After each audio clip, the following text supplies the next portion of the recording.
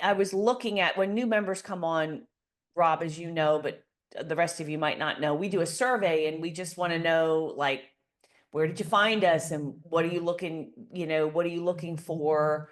What are the results you're trying to produce? And but another question we ask people is, if you could have a private one-on-one conversation with Robin, what would be one to three questions you would ask her, right? And recently, and this is actually a pretty common question, but recently I saw it a lot. And the question is, how do I make sure I don't fail? Right? Meaning with this program, or either with our program, but also just in growing their business, right? Because they're signing up for a marketing business development program and they want to make sure it works, right? And so, the thing is, the number one, I think, is most MSPs don't grow. There's three big, let me start this way. There's three big barriers to growth. Okay. One, obvious, there's no marketing in place. There's no sales process. There's no marketing.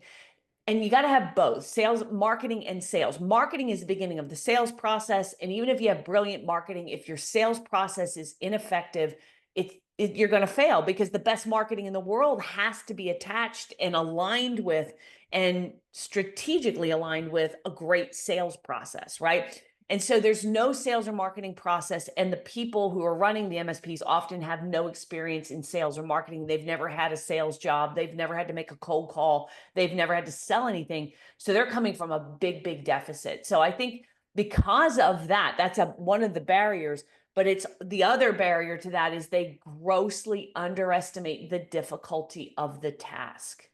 And because of that, they go, oh, I'm doing all this work. I got all these things, but I'm not getting anywhere fast. It's like, yeah, you're only about a tenth of the way.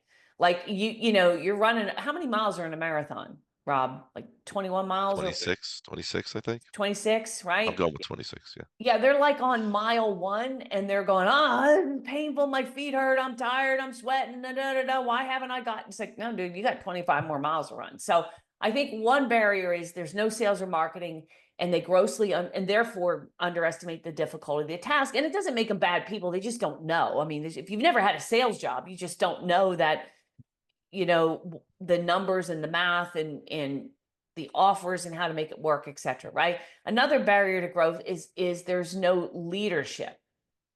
And what I mean by that is this is the problem I had. When I started my business, I was a good salesperson. That was it. I knew marketing, I knew sales. But to grow a business, it needs real leadership. You need to have, you need to know how to set goals, and you have to understand financial metrics, and you have to understand contracts. You have to understand how to hire and manage and lead people. And this is stuff, guys, that I didn't know when I started my business. It was like, whoo, I tell you, I paid the price because I did not know. I didn't have the skills. I didn't have the knowledge. Of course, I didn't have the experience. So I had to kind of figure it out, right? So there's no leadership. So no sales and marketing, no leadership. And the third one is no money. So a lot of you guys are trying to do all this on a shoestring budget, and on top of that, you're underpriced. Your service offering kind of lacks a little bit. You don't have any kind of tracking and service delivery of hours. So you really don't know who's profitable, where, you kind of don't even know where your money goes. Money comes in, money, maybe hopefully some's left over, and you don't even know until your CPA tells you in April whether or not you made money that year, right? So those are like the big barriers to growth. And the way you can fail at this, I think more often than not, is again, you underestimate the difficulty of the task and you give up way too soon. It's the old Zig pump. I just, that story that I told earlier about Zig and the pump, perfect for that. So you cannot give up too quick. Number two is you've got to be able to get yourself to stop focusing on the technical work, and you've really got to focus on the things you probably don't like, which is selling and marketing. Because in the beginning, you got to get customers in the door. I mean, no business can get off the ground if you're not getting customers in the door, right? So another way you could fail is you do sporadic random acts instead of this consistent execution. And then I think the third way people fail is they don't show up to the meetings, they don't show up to the calls, they don't show up to the sessions to get help. And you know, it just shows a lack of interest. You know, people say to me all the time, you know, Robin, I want to be wealthy. I want to grow a successful business. I want to make the profits. I want to be a great leader. And it's all lip service. And you know why I can tell you it's lip service? Because your actions are what really tell me what you care about. And you spend all day on social media or Facebook or on Reddit trying to get technical advice, doing whatever the hell you're doing all day, just not focused on growth. So there's a discipline, there's a concentration, there's a focus.